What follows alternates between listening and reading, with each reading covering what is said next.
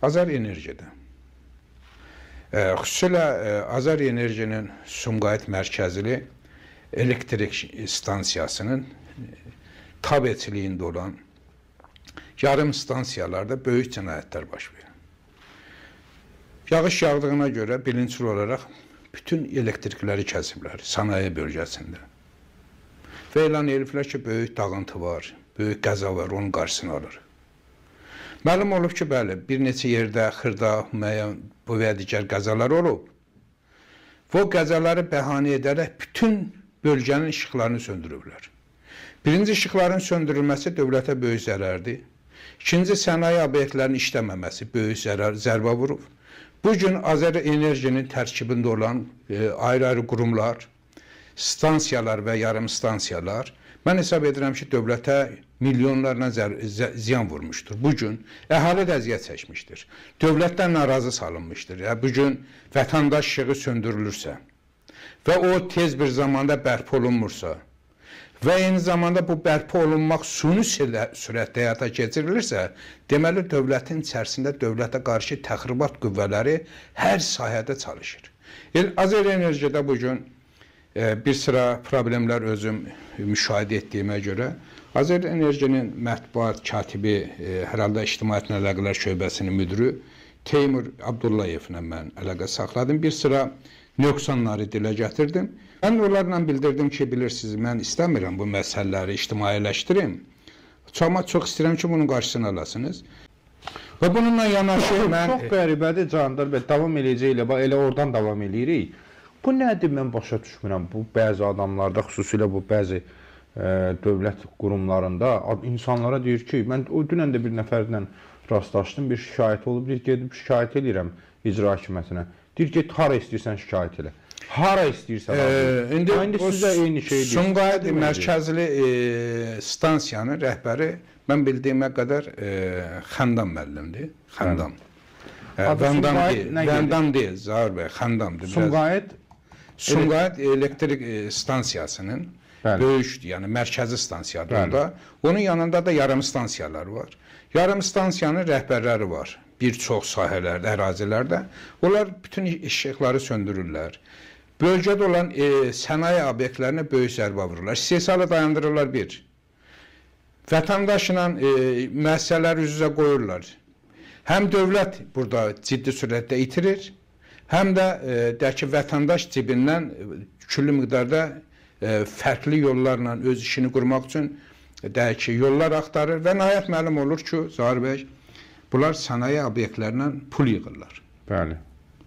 Ki, sizin işığınızı düzəldəcək, bu qədər xərci var, yollar kəsilib. Mən bu haqda Teymur müəllimə bilgi bildirmişəm. Hesab edirəm ki, baba müəllim Teymur Abdullayevi yanına çağırıb, bu haqda bilgi ala bilər. Xəndam bəyi də çağıra bilər. Yarım stansiyalarda kimlər, nə işlər görür, bu haqda mən də müəyyən bir toplantıları olarsa, dəvətli olaramsa orada iştirak edib, detaylı kimlər nə ilə məşğul olub haqda bilgi verəcəm. Əks halda, təbii ki, mən hesab edirəm ki, bu məsələ qısa zamanda həllini tapmasa Zahir bəy, biz özümüz o geniş bir reportajla bağlı sahələrə çıxmağa məcbur olacaq. Hansı əməlləri yerinə yetirirlər? Sənaye obyektlərinin işıqlarını necə söndürürlər, necə yandırırlar? Sonra sənaye obyektlərindən necə pullar tələb eləyirlər? Böyük ziyanlar vururlar, istehsalı dayandırırlar. Bilirlər ki, bu sahədə istehsal dayanmaq istəməyəcək, istehsalçı hər cürə vəsait sərf etməyə hazır olacaq ki, öz işığını bərp elətdirsin, onlardan küllü miqdarda pul alırlar. Dövlətin xüsusi qurumları da bu sahəyə artıq ciddi yanaşmalıdırlar. Bu cürə dövlətə və millətə qarşı olan sapadajların qarşısı alınmalıdır.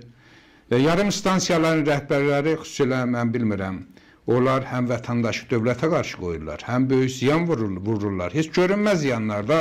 Gecə evində rahat yatırlar, qazandıqları pulları sayınaqla məşğuldurlar ki, bu gün nə qədər mən qazandım. Azər Enerjinin rəhbəri baba müəllimi mən bugünkü müşahidəmlə gördüm Zahir bəy. Hesab edirəm ki, sorumludur. Bütün məsuliyyət onun üzərinə gəlir, fikir. Amma mən hesab edirəm ki, onun qurumunda onun əleyhinə işləyən böyük, ayrı-ayrı kiçicik rəhbərlər var. O rəhbərlər kənar qüvvələr tərəfindən idarə olunur. Görünür, kimisə yıxıb, kimisə yerinə gətirmək üçün hər cürə pisliklərə və təxribata gedə bilirlər. Bu baxımdan baba müəllimin ciddi ölçü götürəcəyinə inanıram.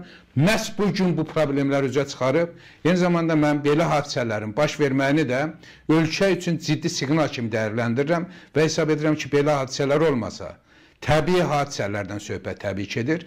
Bu cürə ölkədə olan naqisliklər üzə çıxmaz. Ayrı-ayrı lokal cinayətlər eləyə bilərlər, amma kütləvi cinayətlər edə bilməzlər. Bəli, əziz dostlar, dəyərli izləyicilər, yayımımız davam edir. Yayımı bəyənib paylaşmanızı xahiş edirəm və aidiyyatı qurumları da görevə dəvət edirik ki, vətəndaşlara xidmət edəsiniz. Vətəndaşlar müraciət edəndə deməyəsi ki, gedin, hara istəyirsən şikayət edin. Bunu deyən adamlar, bu sözü işlədən adamlar məhz bu dövlətə və dövlətin başçısına xəyanət edən adamlardılar. Çünki dövlətinə, dövlət başçısına, onun etimadına sadiq adam bu ifadəni işlədib vətəndaşı dövlətdən narazı salmamalıdır. Edirsə deməli xəyanətkardır, xəyanətin içindədir. O adamların özünü araşdırmaq lazımdır ki, onlar hara işləyirlər, kimə xidmət edirlər.